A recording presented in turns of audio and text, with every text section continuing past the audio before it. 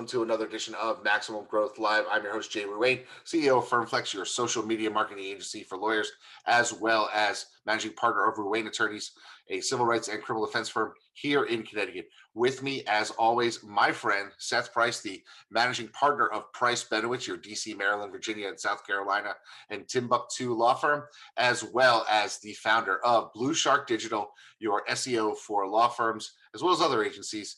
Seth, what's new this week? I'm excited. I know we're going to do a short show here, and we're going to bring on an encore presentation of Verne Harnish because yes, absolutely. I mean, it's our number one downloaded episode. Yeah. And since there's so much need for it, and people keep going to it, we want to give them another shot at watching it from start to finish. Absolutely, but just really briefly, the thing that hit me, we've talked a lot about LSAs. We've been focused on it. It was a game changer in the Google world, but it's really clunky. And one of the things that hit me this month as I was going over cash flow, where we saw some numbers, I was like, whoa, this is not good, was that the LSAs are so clunky, and there's a process when LSAs aren't right to get money back. But Google is couple months behind on making that happen. And one of the things, I just want to throw that out there so people understood, it's not you, it is Google, but it's something you need to know, because other than Google, nobody could get away with this. If you turn off a segment, let's say hypothetically, you said, you know what, I'm getting rid of traffic, I just want DUIs, making that up, right? And you turned off one of your segments of LSAs while the others are still running, you continue to receive calls. The system is so clunky, it doesn't turn it off. And you continue to get the calls.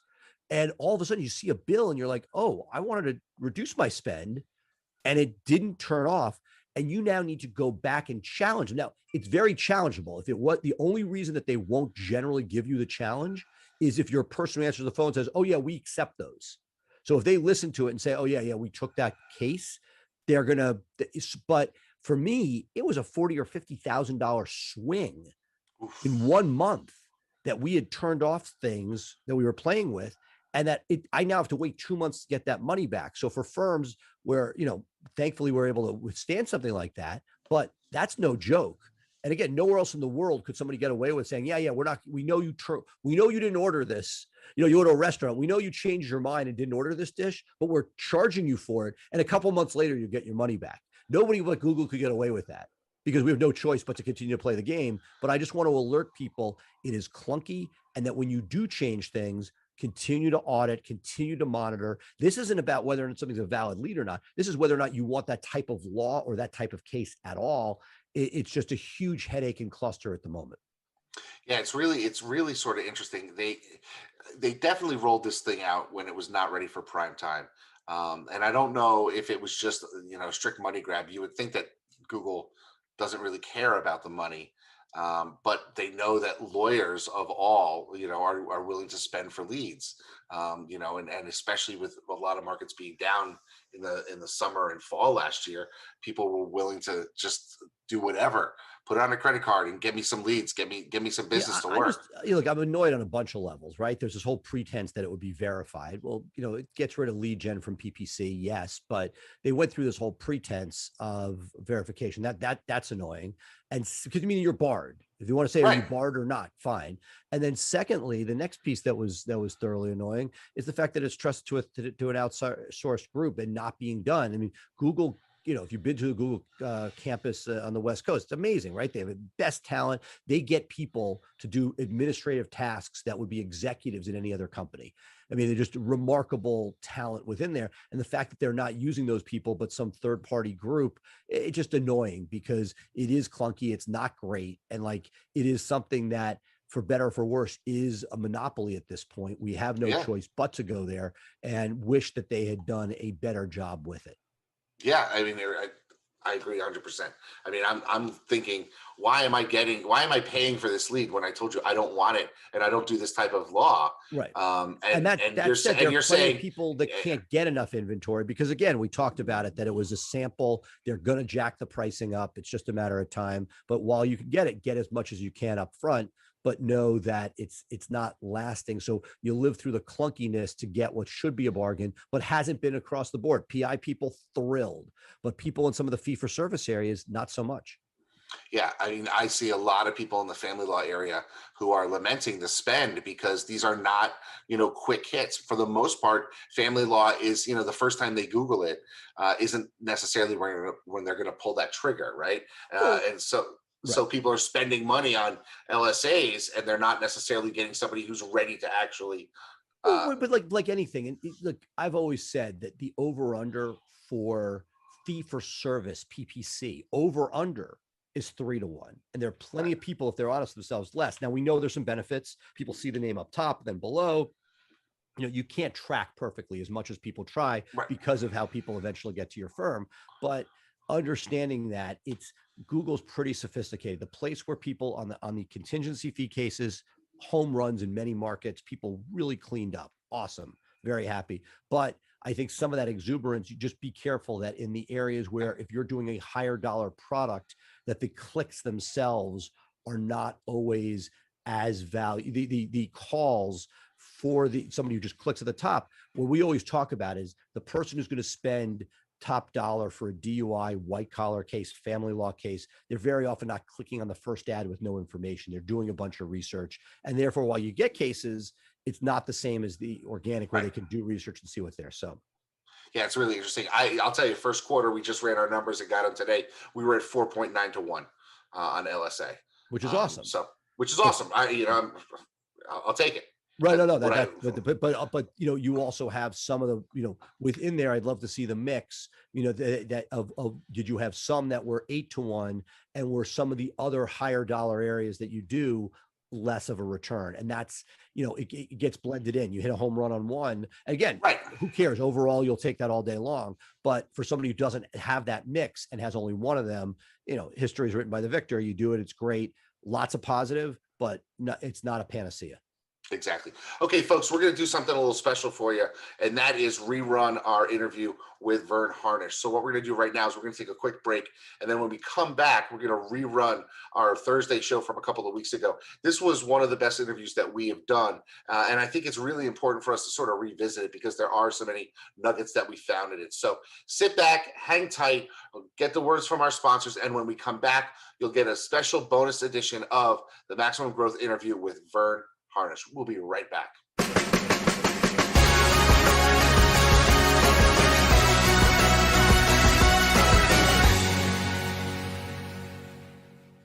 Hi, I'm Jay Ruane, one of the founders of FirmFlex and a practicing attorney for over 20 years. Anyone who knows me knows how my firm runs on the systems we create, and it has allowed us to flourish, even in tough times. I spent years and hundreds of thousands of dollars until I finally figured out a way to engage my audience and drive top of mind awareness with social media. And what did I do once I figured it all out? I built a system for it, and now you can put that system to work for you. You see, we took the hard part, creating the content and finding the images, and made it foolproof. Every day you will have curated social media topics to post designed to make your firm constantly remind your audience about your firm, what you do, and how you can help. And the best part? You don't even need to hire a dedicated social media person to do this for you. In fact, you don't even need to hire anyone new. We designed the system to make it easy for you to delegate to your receptionist, assistant, or paralegal and have them execute solid social media for you in just 5 minutes a day. It's like having a content writer, researcher, and graphics designer at a fraction of the price it would cost to hire in-house. Sign up today for the Social Super System and start building your brand where your clients already are, on social media. In this world today, if you want to grow your business, you want to grow your firm, you want to take on more cases and make a bigger impact, you have to have a digital blueprint. Statistically, throughout the time that we've been working with Blue Shark Digital, our law firm, the Atlanta Divorce Law Group, grew over 1,400%. They truly understand where we're headed and how we want to get there. I have a team in Blue Shark Digital that I feel like has my back.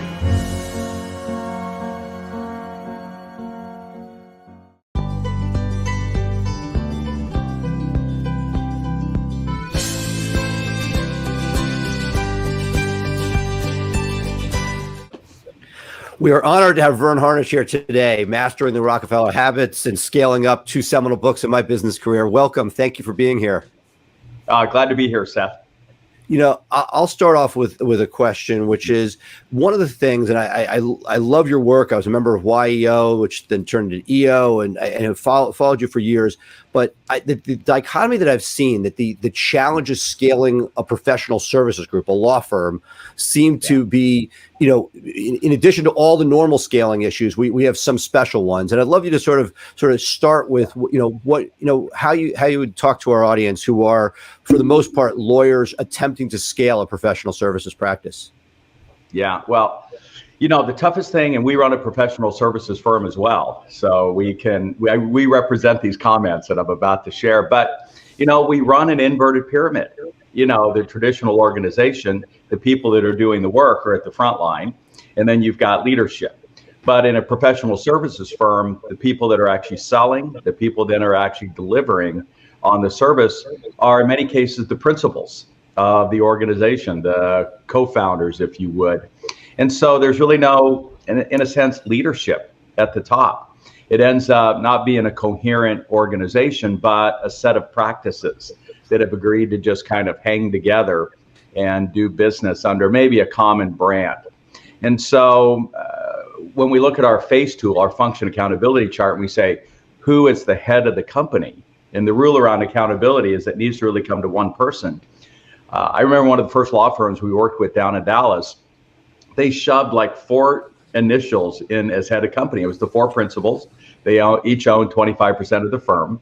But then when we said, all right, the number one job at the head of the organization is to make sure we've got all the rest of the boxes filled. Who's driving marketing and sales and operations and IT and HR? Look, you've got all those same functions as any organization.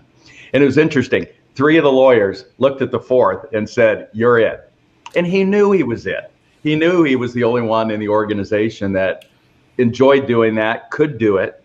And so all we had to do was spend time clearing his calendar of really legal work so that there could be actually somebody driving the business. And so our very best early law firm client out of Atlanta, the founder didn't do any legal work. He truly was CEO of the organization and made sure that he got the traditional functions in place in order to scale the organization.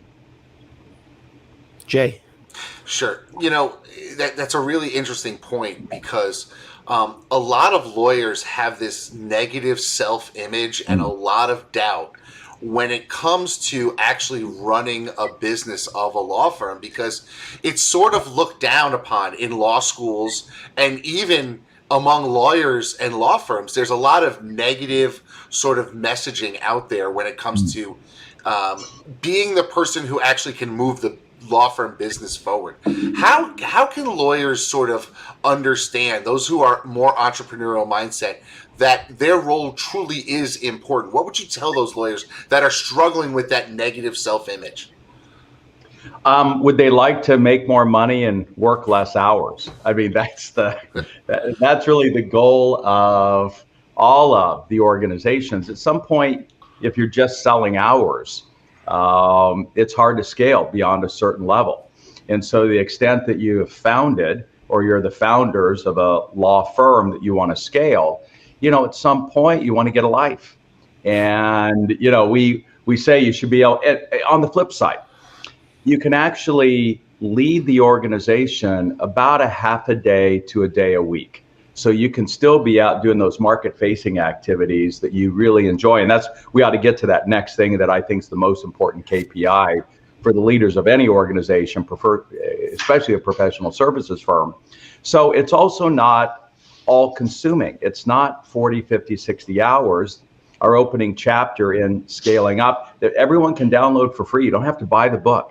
Let's go to scalingup.com, look for the picture, and there's a couple of free chapters, and it's called The Barriers. And we talk about how Alan Rudy, who I feature in that chapter, literally was working 80-hour weeks. And once he put our principles in place, he was able to get that down to 8 hours. So it's not all time consuming, but it is the thing that'll give you the most leverage in terms of both your time and ultimately your income. And I think that really goes back to developing systems to help you run your practice a lot better. So let's talk about that most important KPI, because I think it's something That'd be my next question too, Jay. yeah, yeah. I mean, Yeah, exactly. I think I know where it is because I've watched videos on your site and that type of thing. But I think our audience needs to learn about that. So let's talk about that. Yeah. Well, clearly the single most important function in scaling is marketing. Yeah, all the rest are critical. You got to keep track of the billing and all of those things, but it's marketing that the research has been clear, whether it's high-tech firms or professional service firms or others, that drive scale. And it's not just marketing for new clients, but it's talent, the lawyers and others that you need to bring in. It's attention in the marketplace, and maybe it's other influencers that you need to bring into the fold. And so if marketing is the most important function, then what is it we should be doing, particularly the head of the organization? And that's where I want to turn to Regis McKenna. Regis was the marketing consultant to Steve Jobs before they even had their first product, Intel, Genentech, and I cold called him as a college student in 1983 and said, hey, Regis, I want to build the world's largest entrepreneurship organization, which it is today. And I said, I'd like your help. You helped Steve get to 2 billion. Maybe you could help me. And so he took me on as a free client. And he said, look, there's just two things you've got to do. One, have a marketing meeting separate from sales, even if it's with yourself. And it was 10 a.m. every Monday. He had a young guy, Rich Moran, assigned to me to spend that hour. By the way, when Steve Jobs came back to Apple, it was a 3-hour marketing meeting every Wednesday afternoon that he chaired. And that was the one function that Steve drove. Tim Cook drove all the rest. And then he said, here's what you've got to do next. Take a piece of paper out. And he asked me a question that Bill Gates considered the best question he had ever been asked. And as you guys know, our work is not so much about the answers, but getting the right question. And that question is, what are the relationships, the influencers, the brands you need to bolt onto your brand that are going to allow you to 10x the organization? Not 2x. When you think about 2x, all you have to do is get incrementally better. But if you think 10x, then often it frees up much more creative thought in how to do that. And so I took a piece of paper out, and look, I was young, dumb, and broke, as the song goes, in college. And I wrote down President Ronald Reagan. I'm going to have him be the first president to utter the word entrepreneur. But by the way, I did, and got invited to the White House.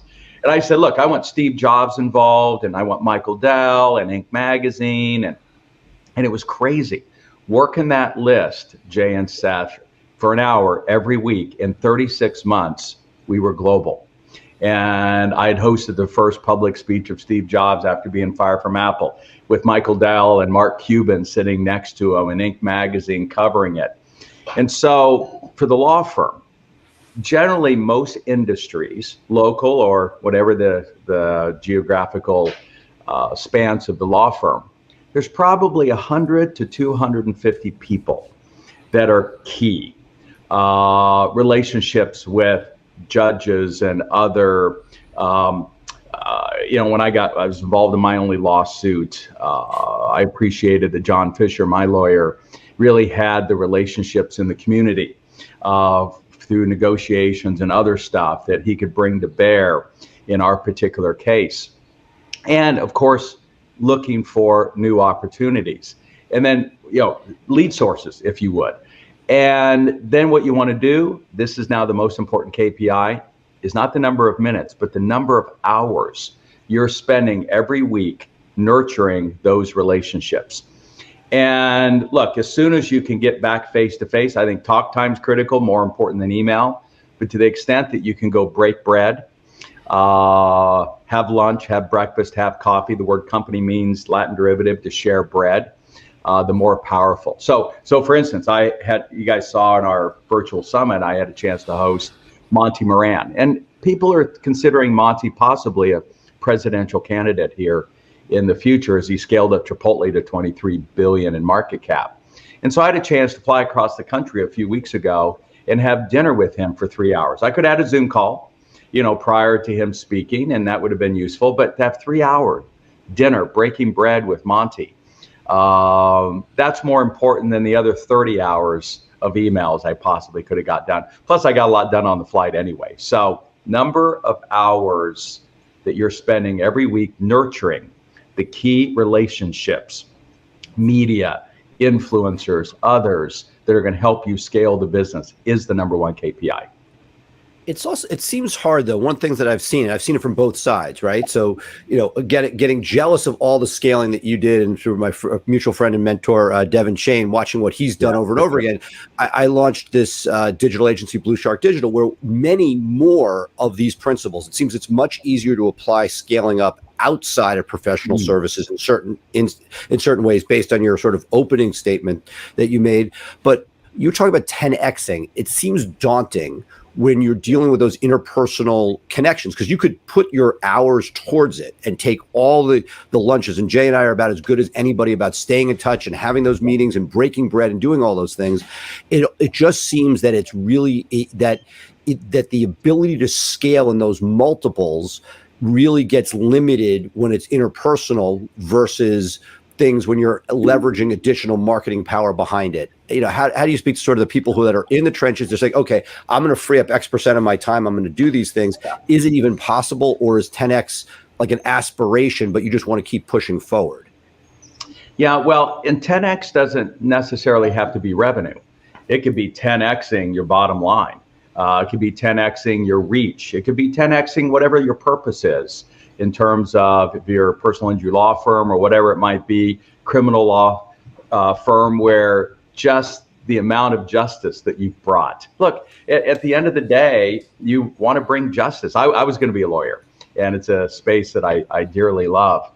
And the sense of injustice that you're out there fighting, to the extent that it's one of the reasons somebody got into the business in the first place, to be able to 10x your reach in that particular field is powerful. So it's mostly a mindset. But if we even go back to your individual effort, your ability to attract in the right next lawyer who is going to be able to, that has the talent, that's going to be able to further the goals of the firm, what a multiplier effect. For me, I can only serve a dozen clients. But now that we have almost 200 partners on 6 continents, we're, as a professional services firm, global, and I'm able to touch 3,000 companies directly in any one day. And we're now working to 10x that, to where we can get that to closer to 25,000 clients in the next 5 years. And so it's about fulfilling our purpose and the difference that we want to make in the world. That's really interesting. Coming from my perspective, I have a criminal defense and civil rights firm here in Connecticut. And one of the things that scaling my firm allowed us to do was take on post-conviction innocence project cases that matter to me. And we've been able to walk 2 guys out of jail on murder cases that they didn't do, because we had the scale. So that's a really good point that you make, that my scaling my my general DUI criminal practice, it didn't necessarily increase my revenue, because God knows those innocence project cases don't pay, but my impact on the world certainly has been able to be 10x because I was able to do that. And I think that's something that our audience really needs to know, is that that idea of scaling doesn't necessarily mean revenue. It can mean so much more that we can derive from. But one of the questions I have for you is just a really sort of simple one that probably would take you hours to answer. But what is the biggest misconception when it just comes to scaling? When I'm a professional service provider, I've hung a shingle, I'm out there doing it, and now I say to myself, I want to build something bigger than just me. What's the biggest misconception I need to sort of understand before I can really make that next leap? Yeah, it's a great question. As I think about how to answer it, just remind me. Let's do an interview of you, Jay. We've got a media site called scaleups.com, where we feature all kinds of scale-ups. There's a lot of things that love to feature sexy startups, and the Fortune 500 get plenty of coverage, but the mid-market scale-ups don't. And so let's tell your story about how scaling the one side has allowed you to have this kind of impact on the other. I love that story, Jay. I hope that connects with everybody on this podcast. Back to your question. I think it's believing that everyone is your customer. And that's the biggest misconception. So let me tell you a quick story. You know, we hosted Nate, the co-founder of Airbnb, a few months ago, just before they went public. And I knew Nate and some of the guys back when they had launched, and they believed Airbnb should be a global company. And in some sense, it needed to be global for the business model to work, but they never could get it to work. I mean, folks don't realize they stumbled for 5 years with essentially zero revenue. And they finally talked their way into Paul Graham's Y Combinator. They're still flailing. And finally, Paul came along and said, look, who's your best customer? And they're like, well, everybody, right? In some sense, if you're VRBO or Airbnb or Lynx or any of these folks, it's everybody. Paul goes, no. Where do you have the most customers? And at the time, they're in Silicon Valley. They said, well, New York City, we have 20 beds. Think about it. After 6 years of business, they got 20 beds in one of the most lively cities in the world. And Paul goes, all right, pack your bags. You're moving to New York. And you're going to stay till you 10x New York. And they did. They literally lived with those customers, which you could in an Airbnb model, to figure out what wasn't working. They fixed it. They then took it to 200 beds. And then it finally took off. And so we have what's called the 770 rule. You don't want more than 7% of the market.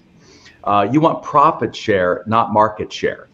And if you think about Amazon, the wealthiest guy on the planet, one of the top market cap companies in the world, they only have 2% global market share of retail.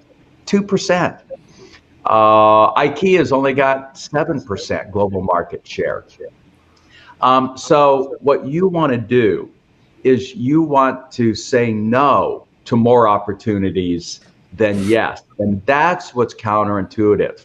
You want to find the best. That's the theme of our show. We go back and forth. Okay. We talk about idea quarantine, where Jay comes up with a genius idea. That's a great idea. Let's put it 2 to 6 months and then decide if it's still a good idea. Yeah. So that is the misconception. If I'm going to scale big, I want the market. No, you want to think profit share, not market share. That's such a huge revelation right there, because I see so many people saying, I want to own it all. And right. and gosh, that's not necessarily the way to approach it. It's really not. I mean, I'd love to have Amazon's market share of 2%. But let's talk about that, because as you start to scale up, I've been very successful taking my practice from $0 to 7 figures, mid-7. I'm doing okay, but I'm starting to think that maybe I've exhausted my abilities at this point. And while I can be a visionary and say I want to get into there, as my staff has grown, as my marketing has grown, maybe I'm not the person who can get us to that next level. And what level of sort of self-actualization, self-realization should an entrepreneur get to when they say, okay, I've gotten us this far, but I can't make us to that next level? When does the entrepreneur have to say, let me bring in people for more things so I can focus narrowly on what I am best at? Yeah. The thing you want to tune into is your energy. Time management's important, but time's limited. Energy's unlimited. And so if you want to use an alternative kind of acronym for CEO, it's Chief Energy Officer. And it starts with your own energy. What gives you strength? That's what a strength is. And even if you're good at it, if it wears you out thinking about it, then it's a weakness. So I'm going to go back. I nailed the LSAT. I won every mock trial I had ever been in. I've got, and I crushed this poor guy in the one only lawsuit I've ever been in. Never want to be in another one again, but I crushed the poor guy as he needed to be.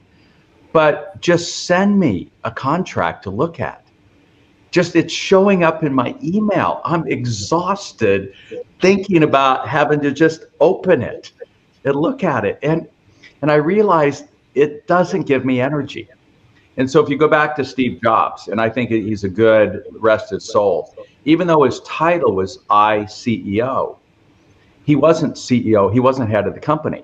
The only thing that gave him energy was design and marketing. And so the only function he chaired was marketing. The only daily huddle he was in was with Jonathan Ive for lunch every day around design. And he let Tim Cook run everything else. So more to a mere mortal. One of my favorite clients, Randy Amon. Randy built a company in Baltimore called ABL Cables. He got it about 30 million. And I loved his title, Founder and Head of Customer Service.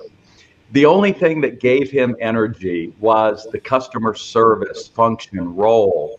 And so he brought in a CEO and a CFO and COO and folks to run all those other functions so he could stay focused on the customer service side, to the point where, even though he was founder, he essentially took a year off from his company and, together with a young IT person, built out his industry's first automatic online ordering system that saved him millions, that he then showed at a trade association, and a $2 billion company, Jay and Seth, came along and said, look, if it saves you millions, it's going to save us hundreds of millions.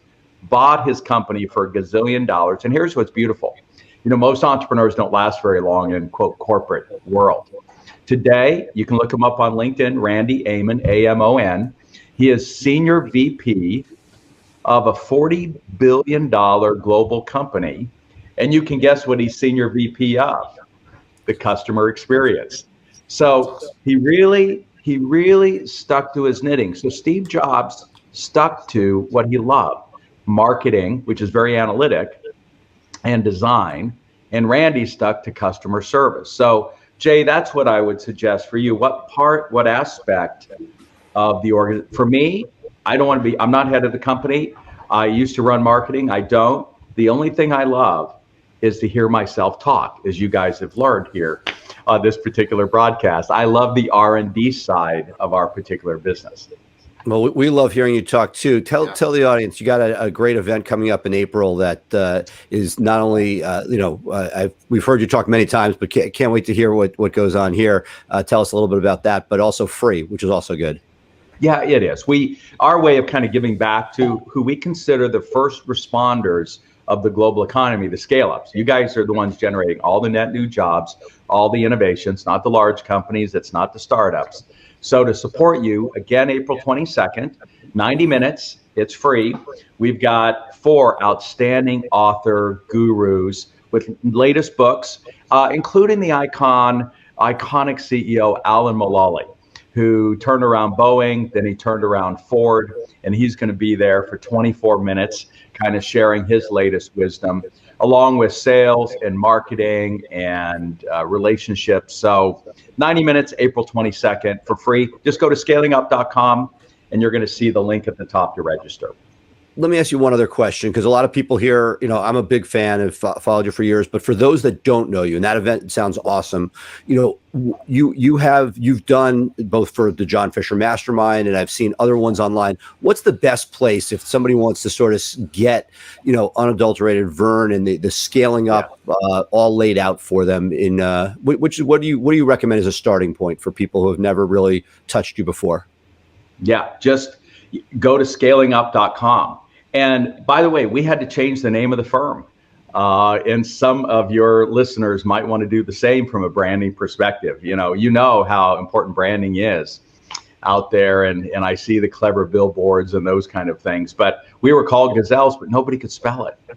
How many Z's, how many L's, was there an S at the end? So we made it very simple. The book's called Scaling Up. Our job to be done is to help you scale up.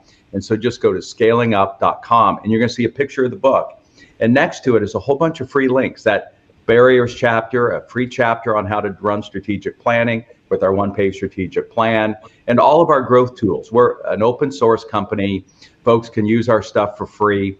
And we tried to make the book very how-to. Now we've got all support services, and we support, $100 million to $1 billion companies, but we're really there to support folks as inexpensively as possible. So scalingup.com. Jay? So I want to follow up with something that you talked about a little while ago, Yeah. and that is your energy and finding what it is that you love, and sort of doubling down on that as you begin to scale to whatever extent you want to scale your organization, right? It sounds to me like there is a great deal of sort of introspection and self-analysis that's necessary before you begin the journey of scaling, because we as lawyers and as business owners, you can waste a lot of very precious money and time if you haven't had that sort of self-actualization. How important is that in sort of making your way throughout this journey and having honest conversations with yourself? And how do you extract that if you aren't necessarily in therapy? Therapy can certainly help you get there, but not everybody is saying, I'm ready for that therapeutic level there. So let's talk a little bit about that, if you don't mind. Yeah, Jay, it's a super important question. Thank you. And it leads to, if you go to the very last chapter of Scaling Up, my book, it's called Next Steps. And one of the top 5 next steps is to put in place a routine that when I cornered Jim Collins, the iconic, studier of us, Jim Collins, I said, look, you've spent 25 years studying great companies. What's the one thing that us mere mortals should do that's going to help us scale the most? And he didn't hesitate. He said, set up the council. Don't call it the council, but he labeled it the council. And it's a 1-hour meeting, different than your operations meeting, your executive team meeting. It doesn't involve all of your founders or anything like that, but it's for you to have an hour of talk time. Because here's what's important. You said an interesting term, self-talk. What we found is you can't think your way through any of this. And we can actually look at the brainwave scans. The more you try to think your way through, the more it upsets your stomach, the more you lay awake at night or the like. We're a being that was designed, Jay, to talk our way through this. And so you've got to have the talk time. And so that's why the forums of, where you have small group of lawyers that are able to meet together in a safe place where you can share your darkest moments and secrets that you don't want to share with your other partners or your spouse or anyone else. You need that safe place, like every EO member has with their forum, or YPO in their forum, where you can talk out what it is that you're facing. And so every Monday morning, 9 a.m. to 10 a.m. is my council. And it's the CEOs of our 4 major companies. And it's a safe place for me just to put out on the table, here's what I'm wrestling with. Here's what I'm struggling with. I'm trying to figure out what we're going to do next. And 90% of it, again, is just getting it out and sending the vibrations to the world. So you need that small, safe group of fellow lawyers, fellow associates, and that hour every week where you can talk this stuff out. Yeah, so basically what you're telling me is that when Seth calls me every night at 11 p.m. and says, here's my problem of the day, we're actually doing what's necessary to solve it. Because I don't know, the minute a problem pops up, it's let me dial Seth and see how we can solve it together. So that's been good. But here's another problem that I think First of all, you're so lucky. You're so blessed. And I want to mention probably the single most important thing, and that is, and this is Marshall Goldsmith, good artists borrow, great artists steal. We've done nothing but just borrow from 40 other great, books just in my book. And the power of having a peer coach. not a mentor, not an advisor. All those things are important. But if you can only get one thing, and that is a peer coach, accountability partner that you can communicate and talk to every day. And so I just love the fact that the two of you have that. It's powerful. Yeah, it truly is. Now, one last question I want to sort of talk about is a lot of people, as they start to scale, they will see their competitors mimic them. And it gets very frustrating because you're saying, hey, I came up with this idea. I researched it, and I started doing it, and 3 months later now 4 of you guys are doing it. And how can an entrepreneur deal with people that are basically just mimicking them? Or is that something that they should just ignore and say, you know what, there's always going to be people who are following me, but I'm still leading the pack? Yeah. I was just the other day, rest his soul, talking about Herb Keller, the iconic leader of Southwest Airlines. And if you think about it, starting with Michael Porter's famous article we encourage everyone to read called What is Strategy? Michael Porter lays out Southwest Airlines strategy down to like the interview question that differentiates them in hiring people than everyone else. And so we had a chance to host Herb at a YPO event in Aspen. And we asked him this question. He goes, look, everybody knows exactly everything we do, but the reason they can't fully copy us is because of the secret weapon we've got called culture. And it really is a thing. And it really does matter. And that was always their secret weapon. And so there's a book that just came out, I highly recommend folks read, called Culture Renovation, by Kevin Oakes. And we just hosted him on our February 24th summit. But I think he got the word right. It's not culture change. You don't want to just change everything. There's a lot you want to continue with, but you often have to continue to renovate it as you would your home or any other place. And if you can keep that culture strong, that is a competitive weapon that is very difficult to copy. And then we also like to think it comes down to execution. And that's where we think we've had great strength. We, in the crisis, a woman that runs one side of the Canadian government emailed and said, look, we're working with scale-ups in Canada, but it seems like those that are practicing your tools are crushing the market versus the other scale-ups. And we're like, yeah, we see the same thing.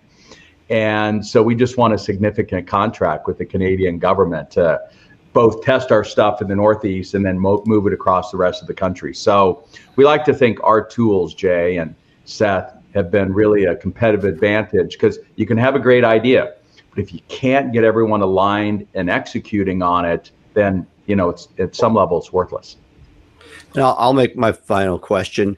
What are some of the things when companies come to you, and they come through a lot of different funnels, I'm sure, right? Through the YPO or EO or just watching your stuff. And they come and okay, you get it. You get that culture is so important. What are some of the sort of, I don't want to say easiest, but most impactful early first steps that can push companies in the right direction when trying to improve culture? Yeah. Well, the first is to truly discover your core values.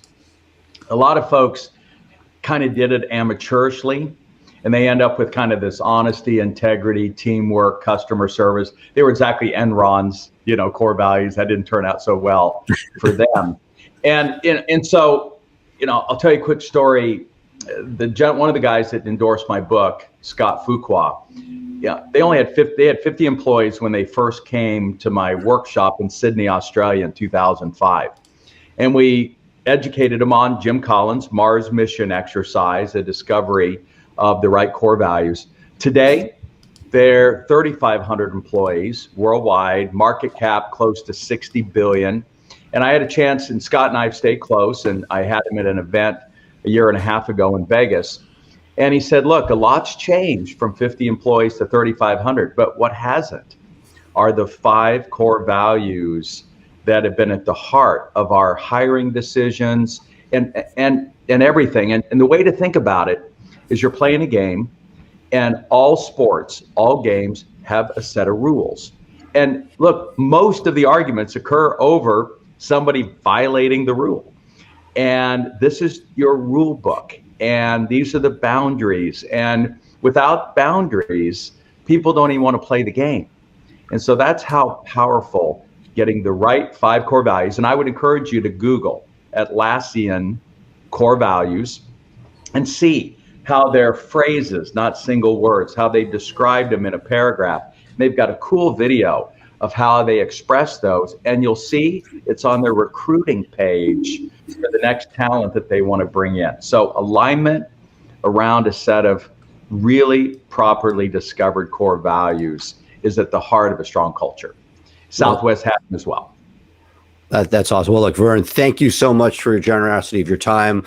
Honor and privilege to have you here. I hope I will certainly be there in April, getting my fix. And really, thank you so much. Yeah.